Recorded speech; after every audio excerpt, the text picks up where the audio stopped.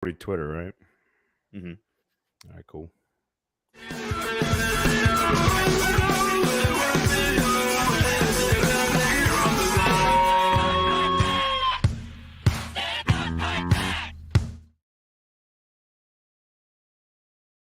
Welcome to a football show. Rapid fire offense to start the show. His name is Easton Freeze, filling in for Zach Lyons, who I believe is at a wedding perhaps this weekend. Probably in the air right now, flying on his way back. I am Braden Gall. Thanks for hanging out with us. Easton, good to see you, man. Good to have you here today. Good to see you, Braden. Thanks for the invite. Happy to fill in whenever Zach can't be bothered to show up. So I'm happy to be here and excited to talk ball for a little bit. Yeah, one of our topics today, I was inspired, and actually you kind of triggered this in me, but I was at the soccer match over the weekend, and I have never seen a crowd like this. I've been a season ticket holder for 2 years. I've gone to almost every match, and I have never seen a crowd like this. And I'll just tease the subject this way, Easton. Okay. I am very glad I did not bring one of my daughters to the match. Yeah.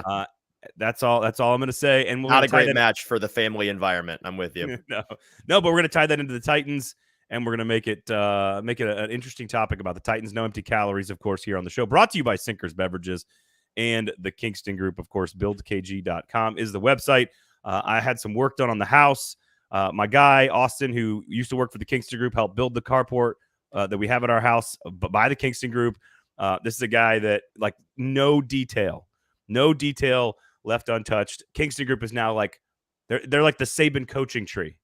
They're like pushing guys out into the labor force, and Kingston Group is improving. A real brain drain over there, and they just keep chugging along. It does not matter. Yes, they are not only do they do amazing, spectacular work, but they're going to help you. But they also are now contributing to like increasing the general state of business affairs in the city of Nashville. So Kingston Group, BuildKG.com, and of course Sinkers Beverages. If you missed out on the trip to Kentucky and the bourbon thing, we did a whole spiel about it last week on the show on Thursday, so go check that out. Yeah, that sounded wild. It looked like y'all had a good time. It was fun. They did serve me a gin drink that's like in a can, and I don't do like. Were you on an airplane? What? No, we're on like one of those buses that takes you up there. Right. The only time I've seen a gin drink in a can is like on a Delta flight. That's well. Apparently these are very new hot things, and I don't, Sinkers probably sells a lot of them, so I'm not trying to be downgrade them. Different strokes. Yeah, but it was I got to tell you, it was pretty damn good. It was in a can, okay, like 10% alcohol. Whoa. So maybe don't knock it till you try it. It was actually not bad at all. I think it's called like a long drink. You can get them at Sinkers, of course. Okay. They got all kinds of stuff if you want. I mean, they got the wine and the bourbon and the beer, but like if you also want to try all these new things that are coming, like tequila drinks are coming in cans now, and gin drinks are coming in cans. I will say there's 2 drinks I just cannot drink any more of: gin and tonic and screwdrivers. I had two bad nights in college on those 2, and have never gone back. Is there any beverage you cannot go back to, Easton? Man, I was at one of my best friend's weddings this past spring, and one of their signature cocktails was an amaretto sour, which was very good. Very, it's a very sweet drink, very much a dessert drink. Yeah. And I had maybe 2 or 3 or 5, and it's a little bit too much for me at this point. I've not gone back that way in a while. Yeah, the screwdrivers, Diesel, by the way. Zach is out today, so Easton's filling in. So if you want to get in, and I actually am going to need the audience's help on our main topic, which I have not told anybody yet, but I still have a drinking and college story to get to. Okay. We want to lay out all the different scenarios, and sort of, this is like a choose your own adventure episode. Yep. Of Titans football. I have a couple of different questions I want to ask you, Easton, to get us started in a couple of different directions, maybe set some boundaries on expectations for 2023. But then I want us to see where the conversation goes. Like, what happens if this happens? What happens if this guy plays? What happens if this player gets hurt? And I want us to kind of work through all the different possibilities and maybe get people prepared for what could actually take place this season, because nothing ever goes as planned. Never. There's always craziness. So if you have any questions and you have a scenario that you would like to present to us that Easton and I can work through today, we'd love to have it. So bring it on in the comment section there, Twitter, YouTube, Facebook. You got it. We'll be there. But this is obviously nobody would ever drink alcohol underage in America. That would never That would No. never happen. No. So this was obviously my junior year of college, not my freshman semester at Middle Right, Tennessee right. State University. You were a freshman after taking 3-year gap years. Yeah, Three gap years. It was a 3 gap years. Yeah. Uh-huh. And it was void. It was void years. 3 void years. 3 void years. Void At years. the end of your high school contract. Yeah. Right. Yeah, I got cut, and that was it.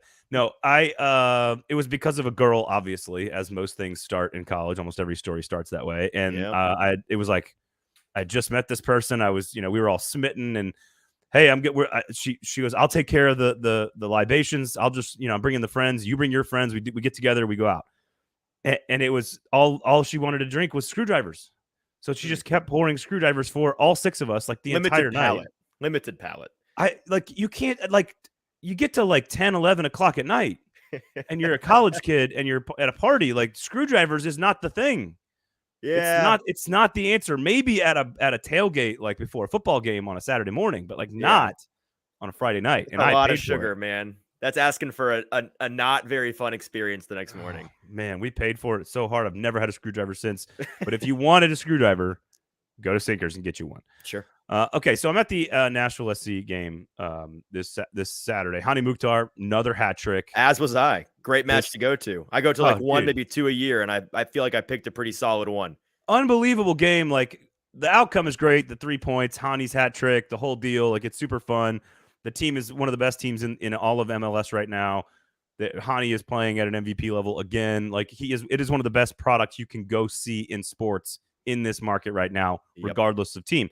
But it got me thinking because it was the best atmosphere in part because the St. Louis, which I think is like St. Louis City SC, like it's very convoluted. Yeah.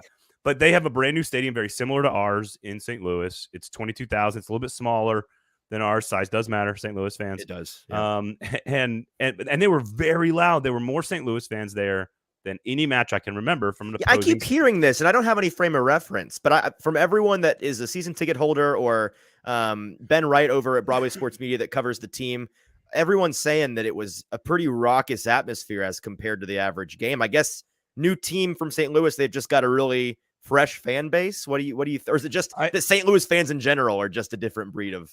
I think maybe yes to all of that. Okay. Like Atlanta United fans are really good. That's a good rivalry. Cincinnati is like our biggest rival in soccer. And we're going to get to all this and how it ties into the Titans in just a second. But they were the rowdiest and most aggressive, like just do not give a fuck fans I have ever seen at that park. Wow. And it doesn't mean they weren't like some lovely, wonderful, nice people. They were. There was 4 of them sitting behind us and they were great. Our season tickets are in the family section, however. And there was one woman who was probably early 30s with her husband.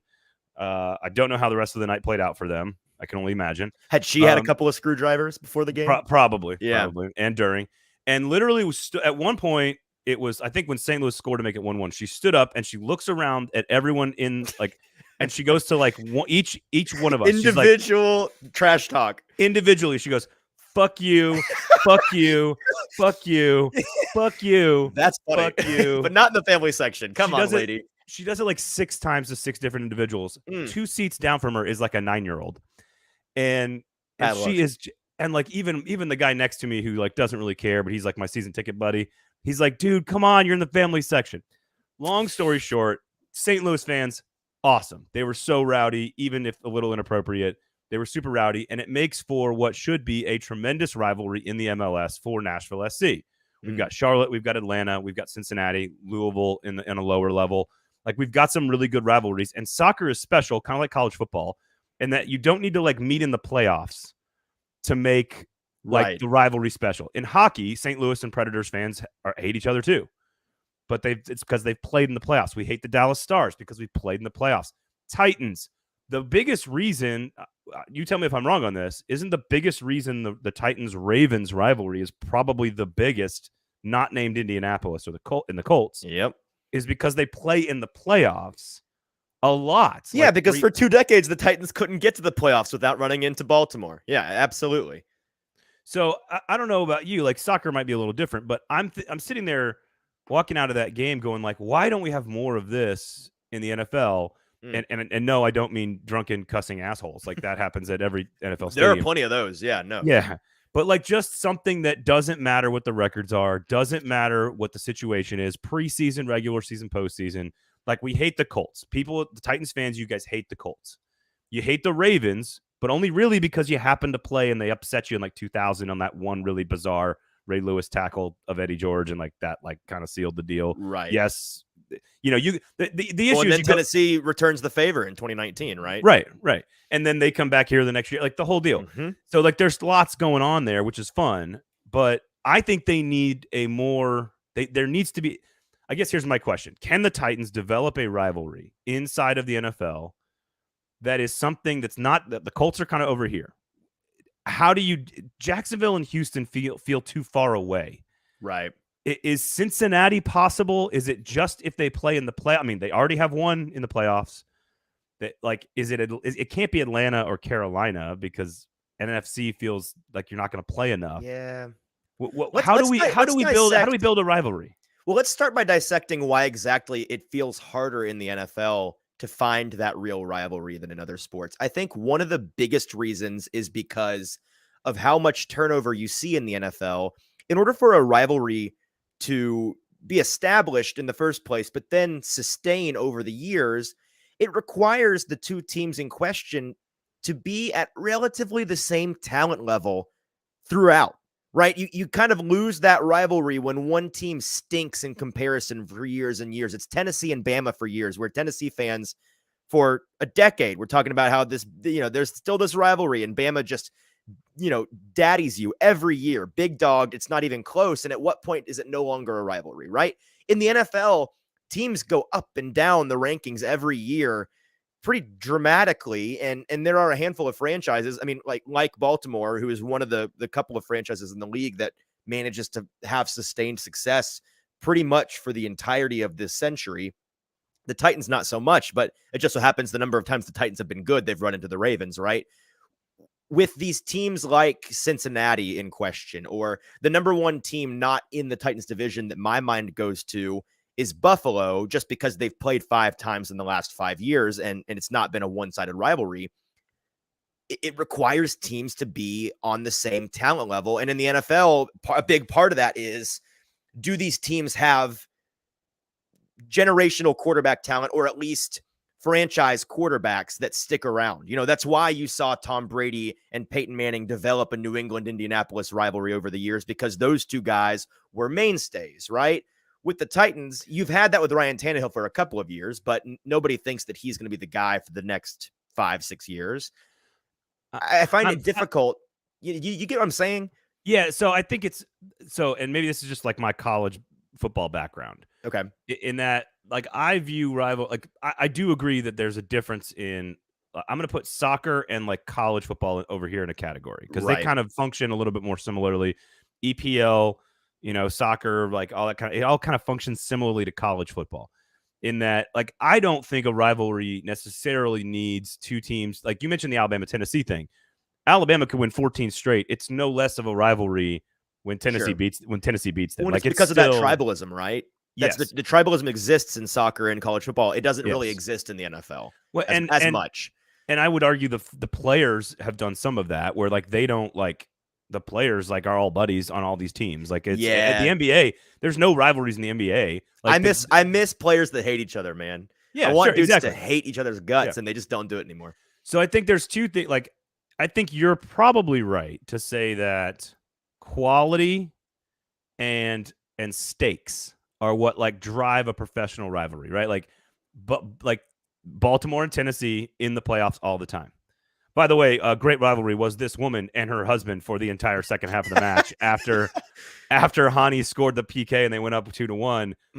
Like they were not, like, he was trying to get her to calm down. Like, I'm not sure what I don't know what the end of their night looked like, but it was not pretty for anybody. Yikes. But like in the NFL, in the NHL, whatever, it feels like you need to meet in the playoffs. You have to play in the playoffs. You have to kind of do it over year. Yep. It's why Kansas City and Buffalo have become the thing that they've become, even though Cincinnati is really the one. Well, and Cincinnati and Kansas City in the last two, right? I think the other way to look at rivalries is like the cultural overlap. Yes. And Well, And that's part of what made the Ravens and the Titans a good rivalry, right? Yes. Those cultures. I mean, AFC South and AFC North culturally tend to overlap. Stoney in the comments brings up the Titans and the Steelers for a little bit. Same kind of deal. A lot of the same identity, right? Titans and Colts. There's some blue collar elements to that. That's why I think it even becomes tough when you have like Cincinnati and Tennessee or Buffalo and Tennessee. It's apples and oranges a little bit. See, you say Buffalo, which is also very blue collar, but I just think there also has to be an element of geographic overlap to some degree. Sure. Like the reason college football rivalries in state are so bonkers, and you don't need to be successful, you don't need to be great, you don't need to have like two teams winning championships or even have an even record. It could be dominated by one side or the other. But like when Mississippi State and Ole Miss play, all of those people live on the same street together. They go to church together. They go shopping together. And you go into the gas station down the corner and the college football section is half Ole Miss, half Mississippi State. I mean, you're not seeing anything but the Titans down here in terms of NFL. Yeah. I think part of the reason the Colts are top dog, which was, by the way, it's got to be a strange place for Peyton Manning to have been for a long time, because it's like everyone in the state of Tennessee loves me, but like Titans fans really shouldn't. Sure. Part of the reason the Colts overlap so well, 4-hour drive, equal amounts of kind of successful football, at least in chunks of time, players that are easy to hate, especially with Andrew Luck and Phillip Rivers and etc. Similar market size. Exactly. Like, and culturally, we're very, very similar. No one wants to admit that Nashville and Indianapolis are like almost identical towns. Nashville has far better like food and music. I would argue the temperatures Indianapolis might be is just Nashville if it had no personality. Well, it's got racing. We've got music. Like that's sort of the difference there. But like an identity built around those things. Yeah. But very Midwestern-y, kind of blue collar. Mm-hmm. Nashville's obviously not Midwestern, but it's kind of like it's close. It's like Midwest adjacent. Sure. I think Cincinnati needs to be the one. Cincinnati, to me, like I know Art Smith is a good storyline with Atlanta, but you're only going to play them once every 4 years, basically. To me, Cincinnati has to be the team that we need. Like FC Cincinnati and Nashville SC hate each other. It's our biggest rival in soccer. So I've heard. It's a very close drive relative to any other NFL team. It's just another 4-hour drive, right? Roughly. It's about 4.5, 5. Okay. Like it's not bad. You can do it real quick on a day, go up for a game and come back. Like Cincinnati, they're good enough. There's now a history lesson there with the Joe Burrow 9 sacks and Ryan Tannehill 3 interception game. To me, Cincinnati's the one that I think it's easier to build Cincinnati into a rival than it is even Houston, like or even Jacksonville, who beat you and knocked you out of the playoffs last year. I don't know. Am I crazy for that? The only reason why I'm inclined to say you are crazy is because the geography involved works, the market size and cultural significance of each city itself works, but the actual product on the field kind of couldn't be more different a little bit. The Bengals, and again, like the Bengals are still a budding identity. The years with the Red Rifle, Andy Dalton at the helm, are long gone at this point. They feel like it was 10,000 years ago, and the entire team has been reborn with the drafting of Joe Burrow and adding these weapons around him. And yes, he's a different quarterback than like a Josh Allen and a Patrick Mahomes in the sense that he's more of a on-schedule pocket passer, creating, but within the structure of the offense, not doing these crazy, completely out of left field things that these other guys do. So in that way, he's more of like a Peyton Manning to the Titans than a Patrick Mahomes or a Josh Allen. Like it works a little bit more, but the offenses are incredibly different, and the defenses as well, I think, are a decent amount. I don't think I mean, I see what you're saying. You're absolutely correct. I don't think that the style of the game. You don't think it matters that much? Matters at all. Like I just think if the Titans were to lose 4 straight times in the playoffs to the Cincinnati Bengals, sure, they would be the most hated franchise by this fan base. Oh, absolutely. If they were to play like, and if Joe Burrow's there, and let's say Will Levis is the starting quarterback for the next 12 years, and the Titans still have Mike Vrabel, and they're still competing for division titles, I don't see why that's not possible. It doesn't mean they're going to win Super Bowls or be elite, but if they're going to make the playoffs, let's say 2 out of 3 years, Cincinnati's probably going to make the playoffs 2 out of every 3 years, if not almost every year for the next for like the next 12 years. Yep. I guess maybe you could say the same thing about Baltimore. I think Stoney's right when you talk about Pittsburgh. I think there's a lot of like The Penguins and the Predators hate each other. Like, I think there's a lot. They're the exact same size city. Yep. There's a blue collar Midwestern thing that I think ties into the blue collar sort of like small market Nashville thing. And as long as they are playing in the postseason, and you play 4 or 5 times in like 6 or 7 years, Cincinnati could be. It's so like, this is not meant to be rude to the state of Ohio, but it's so easy to hate that state.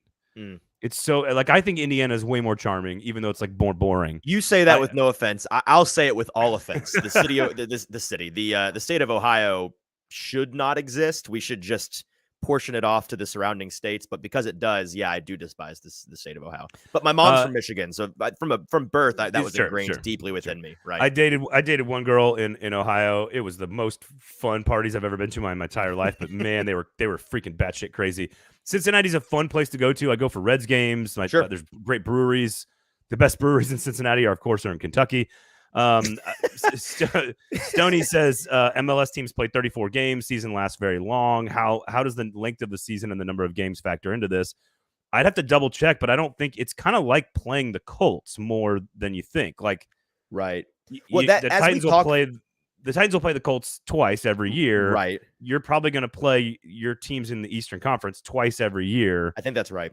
I don't think it's, to me, I think the NFL, it has to be, you have to like play the Bengals every year in the playoffs, the Ravens, the Steelers, whatever it might be. The Colts just has added elements to it because it's a division team, but I just don't see Houston. I don't see them ever, like, people are never going to hate Houston. I don't think. I'm with you. I think it would take a lot of things changing. As we talk this through, the thing that I just keep coming back to in my mind, and what I think ultimately is the number one factor, and it's probably the most obvious factor, and we should just like kiss, right? Keep it simple, stupid on this one. It's about how frequently you play, and you keep bringing up it's the playoffs, right? And yes, it's not just how frequently do you play, but how frequently do you meet each other, and the game really matters a lot. Like with Buffalo, like I mentioned, they played 5 times in the past 5 years. At least 3 of those, I think 4 off the top of my head, were all in the front half of the season where things mattered, but like, not a division game. It's not the end of the world if you lose that game. It's not like it's week 15 and you're both vying for positioning in the playoffs. So I'm with you. I think, and when we think back on the storied Titans rivalries like the Steelers and the Ravens and the Colts, the only thread there besides cultural overlap is they happened to play each other a lot when it mattered. And in the NFL, with only 17 games and nothing guaranteed beyond that, there's a luck element there. I do think, and Diesel says this, Deshaun Watson almost had the Texans at the top of everyone's hate list, and for a non-football reason. But there are a lot of non-football reasons that Houston could become a very big rival. If CJ Stroud is great, Titans fans and the Tennessee Titans wanted CJ Stroud. Yeah, they wanted to draft him. Mike Vrabel, Tim Kelly, all the guys that used to work for Houston, the Oilers history, the jerseys, yes, the Oilers history. Like some of those games where the Texans with some random roster somehow figured out a way to win games that were really important for the Titans. The groundwork is there. There's a lot. Yes, there's a good foundation for Houston to become an even better rival, but that would require like if CJ Stroud ends up being terrible, Titans fans are gonna be like, thank God they took him. Yeah. And it's not. There's no rivalry. Shout out Houston, helping us dodge a bullet. Yeah. So we'll see. I don't know. Just something that occurred to me today or on Saturday when I was watching the game. Like, this is the best atmosphere I can remember, and it's because these people are crazy. And I need the crazies. And since I'm telling you, the craziest people I have seen at Nissan Stadium for a Titans football game was the Bengals playoff game. I'm with you. I've been nuts. To the past 3 Bengals games at Nissan Stadium, and it's 1,000% true. They're the nuts. craziest. Like, I'm a Packers guy. Packers fans travel like crazy, but like largely Packers fans are harmless. Like, they're just like, oh yeah, gonna drink some beer in Nashville. Right. Yeah, gonna have a great time. Yeah. Well, there's like nobody's angry. Like, Cincinnati. That's what I was gonna say. Nissan Stadium, very famous for having a lot of opposing fans because it's such a great destination, and Titans fans don't necessarily show out in droves like they should sometimes. And you know as well as I do, you go to enough games, you realize for the most part, there are some less than home atmospheres. There's some hostility in terms of away jerseys. But it's kind of like hey, thanks for having us over, like having your neighbor over for a cookout. With the Bengals fans, it's they strolled into the stadium and said, we hate you. We hope that everything goes wrong for you today and you go home crying. I think I would love, nothing would make me happier than to see the Titans Bengals play every year in the regular season, and then like every other year in the playoffs, have it be split over that amount of time, some upsets happen, some drama, some 3 interception games. I mean, like Will Levis is from that area. Like Joe Burrow played in the Big Ten and the SEC. Like there's just so many layers there. I just think the fans are very easily hateable. It's a fascinating conversation. The whole thing would be great. Okay. Sinkers Beverages, of course, Kingston Group, our 2 primary and amazing and awesome sponsors. Make sure you check them out. Bluegrass, of course, on Football and Other F Words, Stacking the Inbox as well. The Hot Read podcast, make sure you're checking that out. Easton doing work on that show. But again, Sinkers Beverages, the reigning champion of liquor stores in Nashville, Tennessee. How about that? The 2022 Liquor Store of the Year. That's right. I just got my email. Go sign up for the in-crowd, of course. I just got my email literally like an hour ago. It said, we've got this brand new Heaven Hill barrel bond pick. You come by and get it over the next week, only for you folks in the in-crowd. So that's why you go sign up. Preferred customers, of course, get lots of cool VIP stuff. We got some plans for them over the course of the summer and around Titans camp as well. So stay tuned to Sinkers, a football show as well. And then, Kingston Group, buildkg.com. If you need to make any big decisions about your house, do not do that without talking to the fine and amazing and wonderful folks at the Kingston Group. Okay, choose your own adventure, Titans here. Let's do it. I guess I should probably start just personally, in your opinion. Should everything, let's say a reasonable amount of things, go their way? Okay. Because not everything's going to go your way. But let's say an average luck season. Yeah, and I would say the 3 big things, and maybe you can add to this list or take away or whatever. But I think the 3 big things are health, of course, which they've had terrible luck the last 2 years. The young players develop. A lot of young pieces in very critical spots in the secondary, in the wide receiver core, like everything, offensive line as well.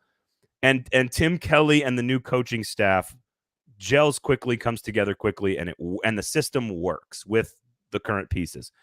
Okay. Maybe one note. Maybe one. If I had to, this is Harold Landry stays healthy. I don't know. I would say those 3 are in the upper tier by themselves. If there's a 4th one that I think maybe has any relevance, it is, let's see if this defense continues to play at the level that it does under the direction of just their DC without the help of I'm blanking on his name. Went to Cleveland to DC. Not Levitt. What am I thinking? Jim Levitt. No, I'm totally. Jim Schwartz. Yes, Jim Schwartz. Without Jim Schwartz looking over his shoulder, what's that going to look like? I don't think it's going to really be noticeable, frankly, but there's a chance that it is, and we'll see.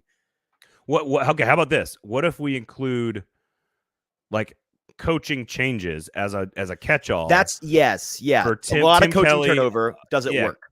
Tim Kelly, offensive line, DBs. I mean, almost everybody has a new position group, but like some of them are same names, but mostly, Haas, Chris Harris, Schwartz is gone, Kelly's in, Downing's out. Like that combination works. They stay relevant. I'm going to say, how about this? 80% of what perfection would be happens. So you stay healthy about 80% of what you would what would be perfect. Okay. About 80% of the youth develops. About 80% of the coaching staff changes work. That would be a pretty good hit rate. Sure. If that were to happen, what is best possible case scenario based on talent on this roster? So if that happens, the best outcome, I would say it's around 11 wins is where my brain goes. It's right around 11. I've got 11/12 written down. Yeah. So what does that mean in the playoffs? What's best case scenario? Like a win, a home win, a division championship? 2 wins. Here's the thing, and I this is a soapbox of mine. Maybe the number one thing about the NFL that I love about this league, this sport in particular, is how all you have to do to be a contender is punch your ticket to the playoffs. That's all that matters. Once you get into the dance, different teams have different odds based on your seeding and based on the power of your team and your momentum and all of these things. But you have a not insignificant chance, even if you are the 7 seed in your conference. And so I really hate putting definite labels on what a ceiling for a team looks like. I can say this. I would say the best case scenario would probably be they are favored in their first game, maybe their second, and then would have to win a couple of games as an underdog to win it all. So I don't think Super Bowl is like best case scenario. Like every single person stays healthy, every young player develops. Christian Fulton and Harold Landry are back to being the best versions of themselves. Every coaching change works out. 12 wins, division championship. You win a playoff game. Maybe you win a second playoff game. You lose a third playoff game. I think their talent limits their ceiling. And I agree with your point, though, that like once you're let me push back on that. Let me push back on that. All right, now you really are playing the role of Zach. Like, just the Titans are going to be great this year. Well, Zach is the only other guy in the media market that I've been kind of in lockstep with from the beginning. Him and I talk all the time about how we're maybe the most positive in the market on this team this year. But let me take you back to 2020, right? The defense was a problem for a lot of the year, but then we saw at the end of the year, they started to put things together, right? No, you know what? I'm putting 2020 aside. Let's do 2021. The defense is fantastic. The offense, not quite what it was in 2020, but playing significantly better. They're the 1 seed in the AFC. They obviously lose in dramatic fashion. But did you feel like to their arch in rivals. That season to their newly found arch rivals? Did you feel like in that season that Super Bowl was the ceiling for that team? Because I think if you thought that there was a chance that team wins it all, then there's no reason you can't say the same about this year. Okay, so if there's consistency there, I disagree, but I can respect the consistency. Sure, but I would also say that talent level on that offense was higher. I mean, one player at wide receiver makes them a more talented team. They were more talented. And if this team has Treylon Burks become the one and adds DeAndre Hopkins, the top end of their receiving core is just as talented. Now, the depth is a problem. It's not as good as it was, but the top end is absolutely just as talented. Okay. Because that year it was A.J. Brown and a bunch of lawn chairs and deck furniture. But I have never seen a Super Bowl, like to your point about consistency, I have never seen in 19, even getting to the AFC Championship game. Like there's never been a team I've looked at and been like, that team is capable of winning it all. Now, but that is also a giant asterisk there because it's the NFL and anything can happen. And I get that. And if you have an elite defense, I understand. To me, best case scenario, and that we're going to get into what the rookie quarterback situation could look like, because I think that's a huge factor. If you want to look at this team's best case scenario, what happens this year and how it affects next year is a part of best case or worst case scenario for this year, which is a very crazy thing to think about, but we'll get to that in a second. I think the odds statistically of the big 3 or 4 things that they need to go their way happening, there's no chance that it all happens. Is there a chance that Chig is really, really good and that Kyle Phillips isn't and Treylon Burks is average? That's more statistically probable. Right. People ask me about those great. 3, and I'd say the odds are probably 2 turn out to be what we think and 1 isn't, right? That's just playing the odds. It's all about ranges of outcomes for me. I don't like thinking in binary terms of what will or won't happen. I like to think about like a pie chart. What are the odds of each thing happening? And I think that's a more intelligent way of talking about it. All right, so let's frame then the brackets, because we're talking about best case, worst case here. Because what I think we're doing, what we're going to get to, and it sounds like you're more representative of Zach than I maybe I anticipated. But best case scenario to me is like you sneak into the AFC Championship game and a team with a clearly better quarterback and a clearly better team beats you in a good game. I think that's the best case scenario. I'll agree with you by rephrasing it slightly. I think that the outcome that does not really surprise me in terms of what the best case scenario that's not truly surprising is that. If that happened, I'd be like, yeah, I could have seen that happening from the beginning. If they went beyond that, I'd be like, this is a real surprise. That makes sense. But like, if you are super high on this team and you think the world of X, Y, and Z pieces and the development's going to happen and they're going to stay healthy and the coaching staff moves all work. Yep. Super Bowl is obviously the goal. That's the high end of the ladder. Stoney agrees as well. Best case scenario, they could win a Super Bowl. I just have them one step lower than that is basically what I would say. Now, worst case scenario. What if I put it this way? Super Bowl is only a possibility for this team if they get an unusual number of things to break their way in January and December. Yeah, you got to look. This is the same at every level of football, high school, college, pro, whatever. You need great coaching, you need great talent, you need great development, and you need the ball to bounce your way a few times. The breaks. Yep. Like the ball is weird. It's an oblong spheroid. It doesn't bounce straight up and down. It bounces weird sometimes. The worst case scenario is that Tim Kelly's not any good. Sure. They're just as injured as they've been the last 2 years. The young players are just not ready yet. You're asking too much of first and second year players. I think 4 or 5 wins would be worst possible case scenario, and that might involve Ryan Tannehill not playing. So in a strange way, I find this side of the spectrum a much more interesting conversation than the high end, because there's in my brain, there's a lot more luck and a lot more variables involved on projecting that high end. On the low end, and what I find fascinating about talking about this team this year is because I do feel like they are maybe a top 5 team in the league in terms of their range of outcomes for the season. Like with the Chiefs, I would say their high end is like they go 16-1. Their low end is Patrick Mahomes gets hurt and they win 9 games, right? Like it's still a good team. With the Titans, I could see them winning 12 games, and I could see them winning like 5 or 6 games. They could be a contender in the playoffs, and they could be a top 10 draft pick. The reason why I'm a little bit higher than you on what the low end is and what I think people are overlooking, naturally so, because of the nature of this offseason for the Titans and their focus on the offensive side of the ball, is I don't see this defense being bad enough for them not to win 4 or 5 games on the defense's back alone. I think this defense is just too good. I think 4 is too low. Like I would say 5 because of the defense, like you're saying, packaged with Vrabel. I think 4 is Ryan Tannehill gets hurt, Jeffrey Simmons gets hurt, Byard gets moved, Fulton gets traded, like just everything goes wrong. Inexplicably goes wrong. Right. So I think what I'm getting at is that you and Zach probably have a slightly higher bracket, maybe by a game or 2 than I do.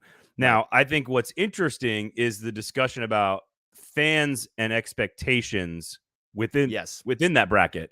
Yep. Because I think if you're 7.5 is what Vegas says. So Vegas completely disagrees with like our best case scenario in general. Mm-hmm. And if you agree with best case scenario or even 80% of best case scenario, you probably have a lot of money on the over 7.5 right now. Yep. I think the statistics, if I said 8 and 9 or 9 and 8, I get 8 or 9 wins, you get everything else. I would bet the house on it. I feel like. Because I think just the median outcome for you. Right, I get 8 or 9 wins. It's this division is what it is. The team is what it is. The roster is what it is. Now the question is, here's what I want Titans fans to answer. And for the record, I'm with you. I think that the median outcome is somewhere 8, 9, or 10 wins. And really, it's less about the number of wins and more. I think the median outcome is we get to December and it is the Titans and the Jaguars neck and neck fighting for the division. I think that's what the average outcome is.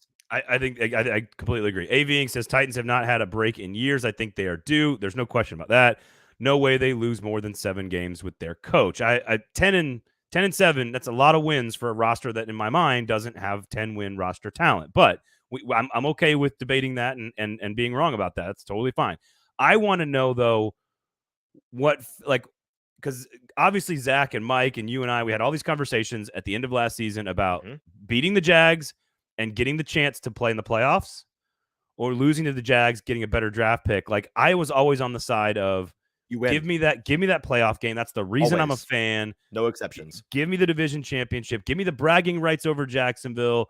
I don't want Trevor Lawrence gaining experience in the playoffs. I could go down the list of reasons why. Play to win the game.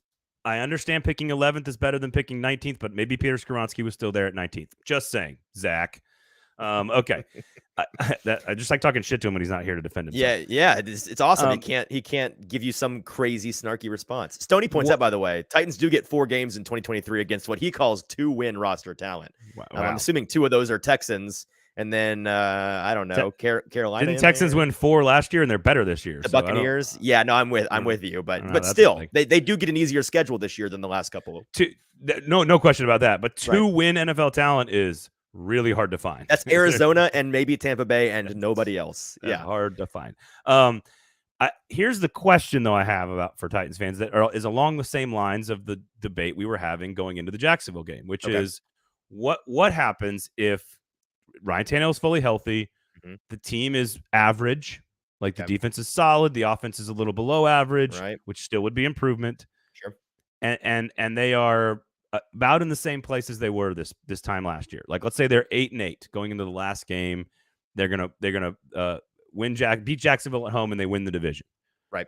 They get a playoff game. Yep. And Ryan Tannehill is still your starting quarterback, at least for one more game. Not much upside in the postseason, but you're in the tournament.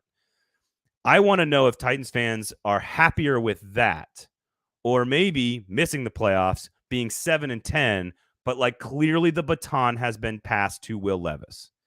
That either in the sense that he's literally playing, or that you just that he's already playing at the end of the regular season. Yes, like Tannehill's injured, he's been injured way more than people want to admit. He was injured in Miami for big chunks of time.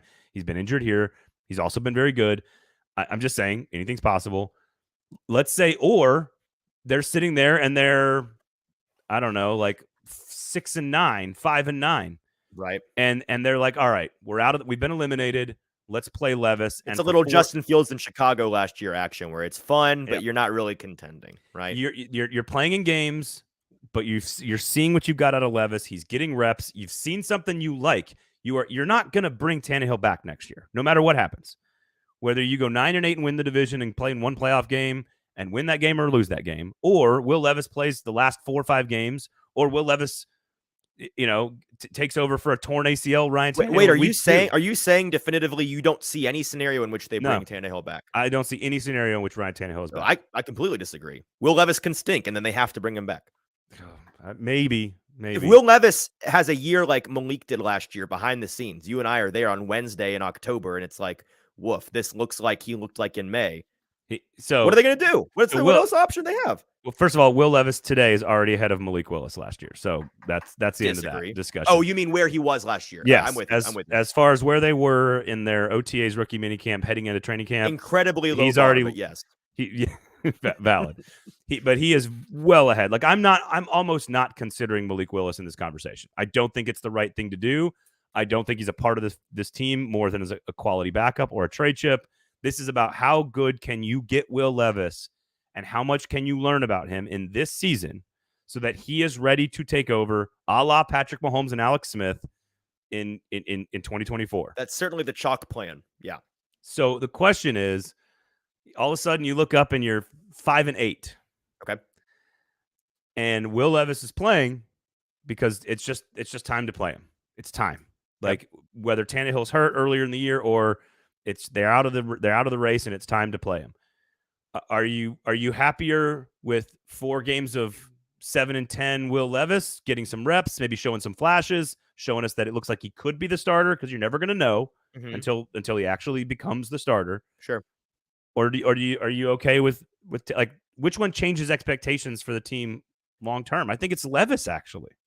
So my immediate answer is you're happy both ways, because either way, it's all about next year. Like if the Titans are a middling team and you're just fighting to win a bad AFC South with Ryan Tannehill at the helm, you're 1 game over 500, you beat Jacksonville in week 18, and you go to the playoffs, win maybe 1 game, right? If you do that, cool, fun, good time. Might even get to you do get to host a home playoff game, have a good time.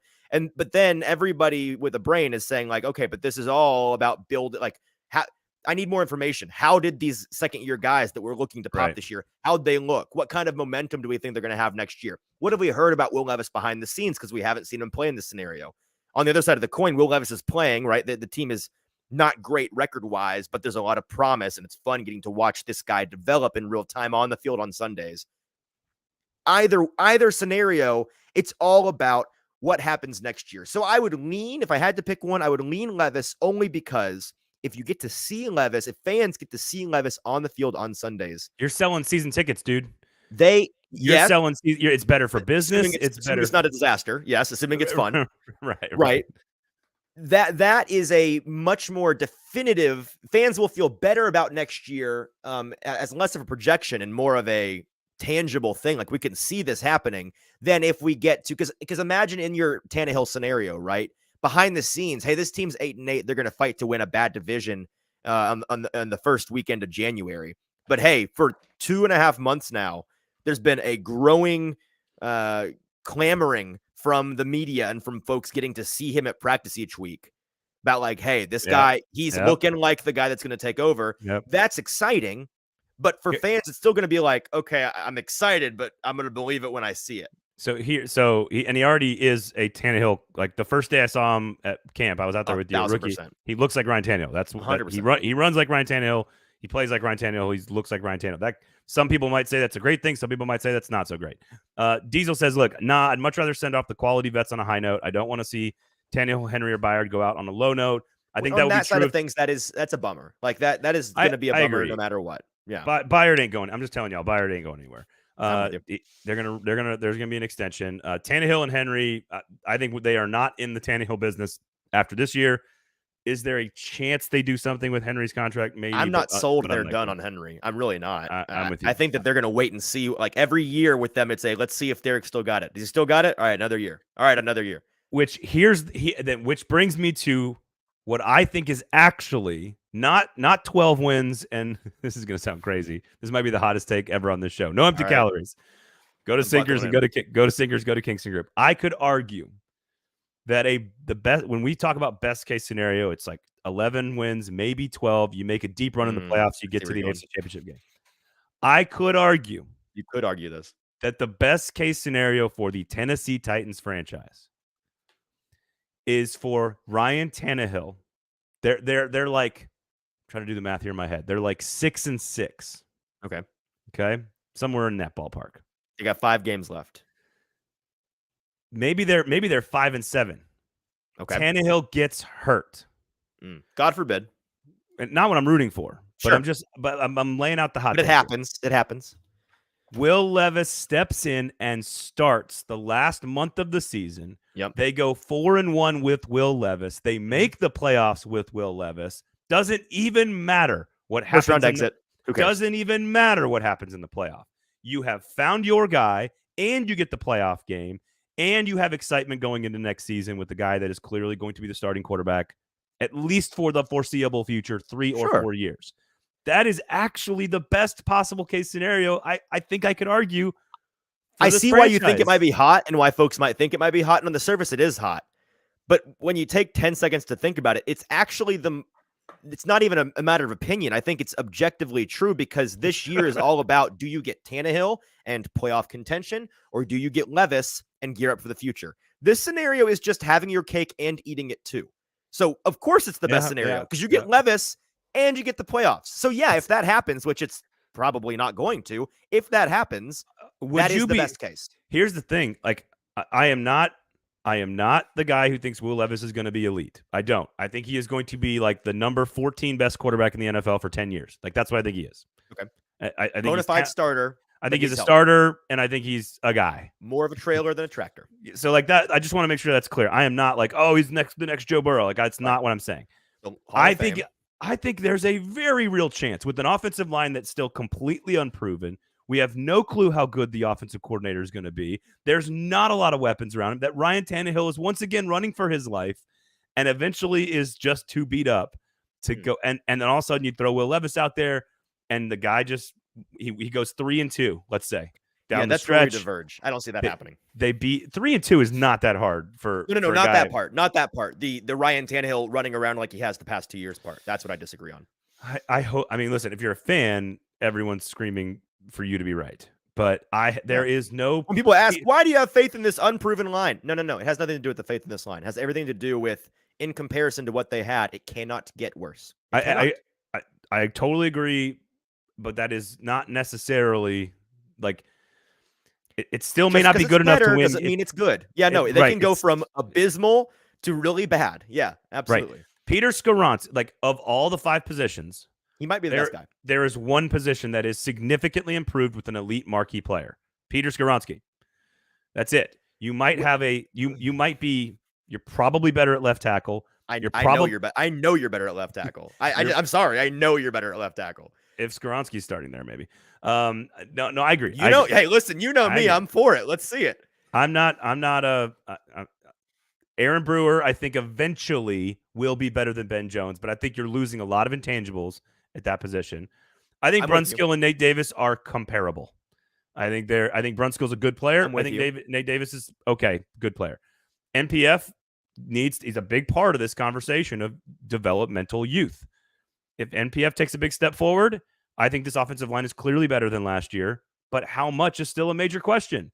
The thing about Brunskill that's not being talked about, he has a little bit of Aaron Brewer to him like last year. And I do not mean in their play style or their body type or anything like that. I mean in the sense of how Brunskill's season goes, to me, depends a lot more on how the guy to his right and to his left play than on him. With Brewer, it was like, okay, with Lawan in there, he's not ever going to have to help the left tackle. Ben Jones on his other side, he's got the center locked down. He can be their gadget offensive lineman. He can do his job and do so serviceably. But when you get a tissue paper at left tackle and the center position is starting to deal with some turmoil and injuries and everything, suddenly he does not have that next gear to compensate.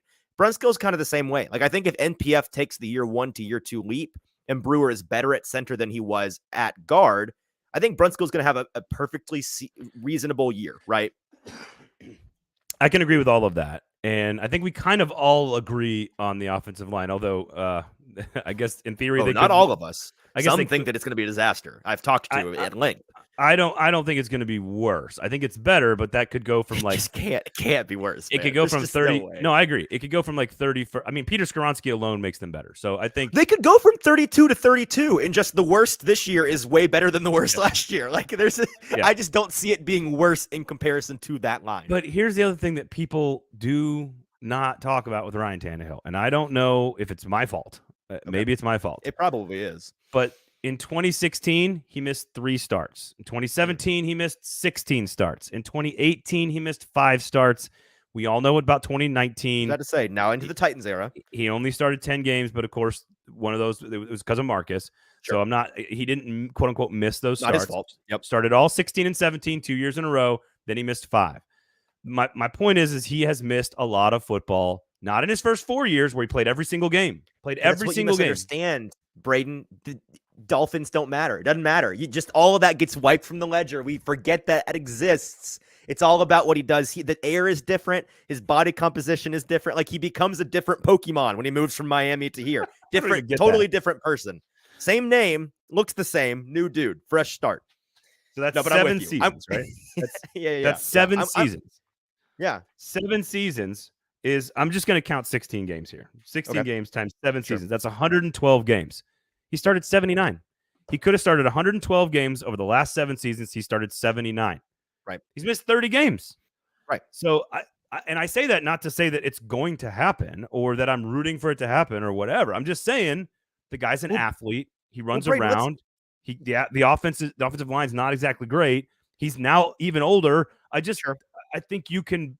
The average here says that he's going to miss 2 or 3 games. Why does it seem like there's a hard divide between Dolphins era Tannehill and Titans era Tannehill? May it perhaps have something to do with the fact that in Miami, he was running around like a chicken with his head cut off, and then he got to Tennessee, and for the first 2 or 3 years at the very least, he was in a dramatically better situation where he could deal and be kept safe behind an offensive line that was not yet falling apart. And then last year, we get the bill comes due, the line is a disaster, and he gets hurt. Like, that's so I think it has everything to do this year with what kind of protection and help is he going to have. If it's akin to 2019, I think that he'll play all the games and be fine. If it's akin to 2022, welcome Will Levis. You are the starter for the Tennessee Titans. Yeah. Stoney says, what if the Titans do bottom out and Levis isn't good either? Would they entertain the idea of drafting a quarterback at 24? I don't think so. I still don't. Unless it's an injury and Tannehill's out like in week 2. And I'm saying, like, Levis has started the entire season and you have learned enough to know that he's not the answer. Right. Then maybe it's a Zach Wilson season. You're like, oh, yes, you just know that he's not the answer. But that is, and honestly, that's probably worst case scenario. Is that absolutely that's worst Tannehill gets hurt. Because your present and your future both get scuttled to the bottom of the ocean. There is no positive outlook. I just think that, and I'm not even talking about statistical production. I think Titans fans get wrapped up in 2 complete outliers of statistical production years for Ryan Tannehill, because he has been healthy in stretches, but he's also not been healthy in stretches. And so it's more of the health factor than the production factor. I don't think he will ever repeat 19 and 20 because those are statistically way outliers from his entire career production. Now, I know I can hear Zach's voice. Like, well, not with this metric and that metric. And I'm like, well, that's fine. he is never going to throw 33 touchdown passes. It's never going to happen. Again. I mean, I disagree with you. Like Will Levis is the answer. No. But it has nothing to do with this metric or that metric. It has everything to do with he is the ultimate trailer quarterback. He is not the tractor. He does not pull the team. If you put him on, like, this year, Trey Lance, still not the answer in San Francisco. Sam Darnold, shocker, not the answer in San Francisco. Brock Purdy, one-hit wonder. Turns out he's actually not all that good, or he gets hurt. He continue like Tommy John. He just does not. He comes back. He doesn't got it anymore, right? The Titans find out Will Levis is the answer. They deal Tannehill to that San Francisco roster, and in 2023, he gets the ball with those guys. He's throwing 33 touchdowns. Has everything to do with this situation. Everything to do. I agree with your basic point. The same way he wasn't throwing 33 touchdowns in Miami, and then he came to Tennessee and had a really good situation for 2 years, and he excelled. That's what it had to do with his situation. Yeah, I don't know. I agree with your point. I think your point is that the supporting cast and the Niners and all that stuff, the best team potentially in the NFC, like, yes, every quarterback will be better there. My long argument about Tannehill with Titans fans is that they have long overvalued his highest upper echelon quality. I don't ever think he's been a top 10 quarterback. I know people disagree with me, and that's fine. And I don't want to get into that because I think this team has a very real chance to win the division and make it to the playoffs with Ryan Tannehill healthy for 17 games. Like, you don't really have to have a top 10 quarterback to succeed in the NFL. Right. I truly believe that. I'm just sort of playing through, like, well, okay, what about this? What if Tannehill gets injured and only misses like 4 games in the middle, and Tannehill plays and Levis plays those 4 games and shows us a little bit, but then Tannehill comes back and then they finish 9-8 or whatever. Like, is that's positive for the team that Levis got some reps. Sure. But it means they probably don't make the playoffs. Like, I just think fans. Let me ask you this. You just said you don't think Tannehill's ever been a top 10 quarterback, which I think that there's an argument for, and people can disagree. I think there's an argument for both ends of that argument. What about with Levis? Earlier, you mentioned you think that he's going to be a slightly above average quarterback, like the 14th, 15th best guy in the league for a long time. But that is Tannehill. Right. But I guess my question here is, you don't think Tannehill's ever been a top 10 quarterback with Levis? Because some might say, well, why go from Tannehill to Levis if you think that it's just going to be the same guy? Do you see is there a universe in which Levis is better than you think he is, and he is a fringe top 10 quarterback in the NFL? Sure. Okay. So that's why you go for that upside. Yeah. I mean, like, the worst thing, you can do the same exact exercise for Will Levis, and you could say worst case scenarios is a total bust. And there's a reason he fell to the second round, and he's not particularly accurate, and et cetera, et cetera. We could say a lot of reasons why scouts didn't like him. The scouts that do love him are like, no, look at his film with the pro style offense when he wasn't injured, when he played in the better offense at Kentucky, and they won 10 games and they put up big numbers, and they like, he torched the Tennessee Volunteers defense in the game. Like, that the skills translate, that the visible, like just blatantly obvious physical tools translate to actual real quality quarterbacking.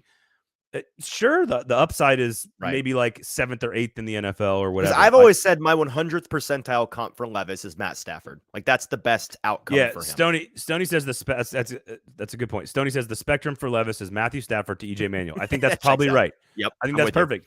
EJ Manuel, total bust. Matt Stafford, like the 7th best quarterback. Yep, I'm with you. The NFL. I think so.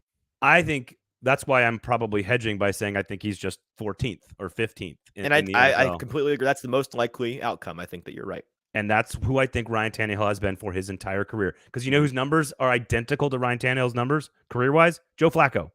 Right. And nobody has ever considered quarterback who is the MVP of a Super Bowl. That guy. No one has ever looked at Joe Flacco and been like, he's a top 10 quarterback. But they won a Super Bowl. To your point, they had elite defense, elite running game, and he played his best 5 games or 4 games he's ever played back to back to back. 11 touchdowns, no interceptions. He played out of his mind the way Tannehill. I think this is what happened. Good trailers can win rings, kids. Good trailers can win rings. This is what I think happened. He had his Flacco season in 19. He spent it. He's out. It's done. He played nearly perfect football at a nearly elite level, and they almost got to the Super Bowl. Sure. I don't know if he can replicate that, but this was not supposed to be about Ryan Tannehill. It always ends up being about Ryan freaking Tannehill. It's not. It's not. It's about best case, worst case, choose your own adventure for this team, and what do fans want.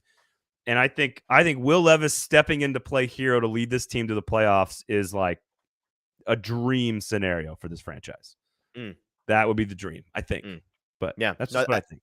I'd say that yes, I think at the end of the day, it is the unlikely but possible scenario in which they get to have their cake and eat it too. Somehow because here's the thing, I don't think either of us think Ryan Tannehill, again, God forbid, August 15th, season-ending injury. Yeah. And then Levis, if Levis takes over from the beginning of the season, it's just not a playoff team. No, but I still think you could win 6 or 7 games. No, I'm with you. But the playoff part, that cake that we're talking about, you don't get with Levis throughout the season. It's going to take him finishing things off and getting a good 2-month chunk of the season to develop.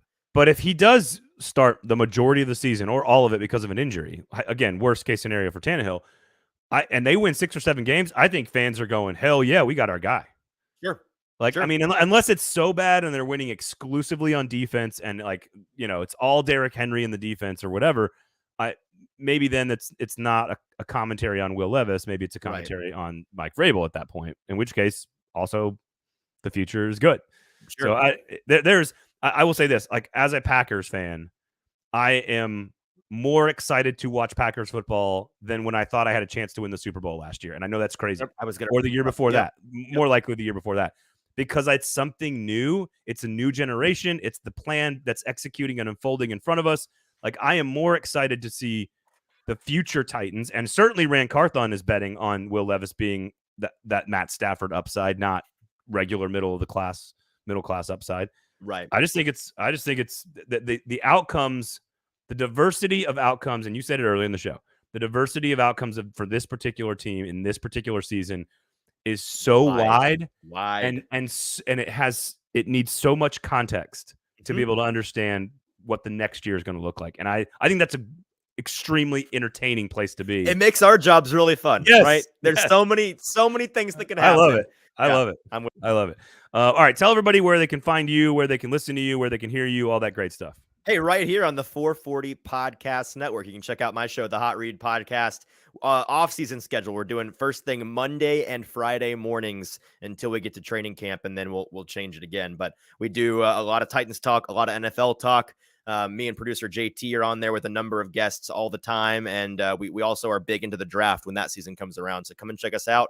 And make it a part of your weekly schedule as you listen to this show. Just put that one in. Your nutritional sports diet. No empty calories, only high quality content. Of course, Zach will be back on Thursday. I'll be back on Thursday as well. Easton, thank you so much for doing this, man. Anytime. A lot of fun. Don't cuss in the family section. You can cuss in all the other sections of every stadium. Just don't cuss around the kids. Sure. Not that big a deal. We do appreciate you guys. Stoney. Get out of here, Stoney. Go away. Goodbye, Stoney. Sinkers Beverages, Kingston Group. We do appreciate all you guys. Again, for Easton, I am Braden. Thanks for listening. Rate, review, and subscribe. We will talk to you guys on Thursday.